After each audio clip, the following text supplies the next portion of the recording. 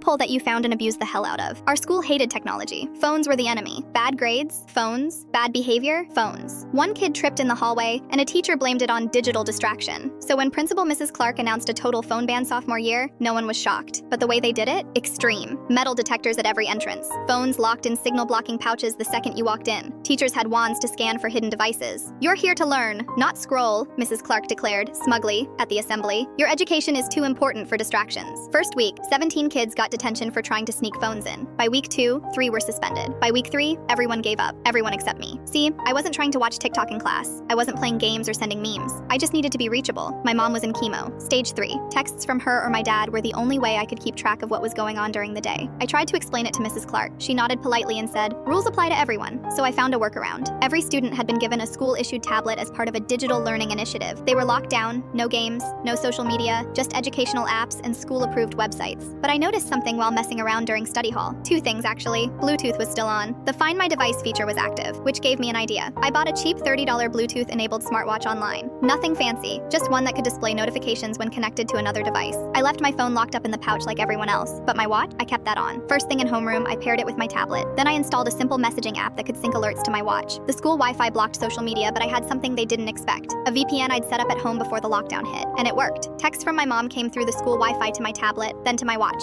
I could read them at a glance. I even set up a few preset replies. "I'm okay. How are you feeling?" and could respond in 2 taps. For 2 months, I ran a stealth communication channel. My classmates were envious. Teachers never noticed. And best of all, mom could reach me whenever she needed to. Then came the assembly. I glanced at my wrist during some long speech about academic integrity, just to check if mom had texted. Mrs. Clark spotted me. "Mr. Stevens," she said into her mic, trying to be clever, "are you checking the time or expecting an important call?" Some students chuckled. I said calmly, "Actually, I'm checking on my mom. She's at chemo today." Dead silence. Mrs. Clark's face stiffened. She walked down off the stage and looked at my wrist. No phone, just a watch. One receiving messages from the school-issued tablet in my bag. "This is circumventing the spirit of our policy," she said. "I'm not using a phone," I replied. "I'm using school tools, just like you told us to." She confiscated my watch anyway, called my dad for a serious meeting. She wasn't expecting my parents to bring my mom straight from treatment, pale, exhausted, but determined. They walked into that office with printouts of the district's tech policy. "Show me where it says smartwatches are banned," my dad said. "Show me where it says tablets can't be used to message family." Mrs. Clark tried to pivot. "He's using a VPN to bypass school security." Dad, who works in IT, just smiled. "The policy bans circumventing to access prohibited content. Emergency family messages aren't prohibited. And honestly, if your network can be hacked by a sophomore, maybe that's the issue." Meeting ended in a draw. But a few days later, something interesting happened. Parents started talking, calling, emailing, asking why their kids couldn't check on sick relatives. 2 weeks later, the school updated their policy. Phones were still locked up, but students with documented medical or family emergencies could now register smartwatches for emergency communication only. Basically, they made my loophole official policy.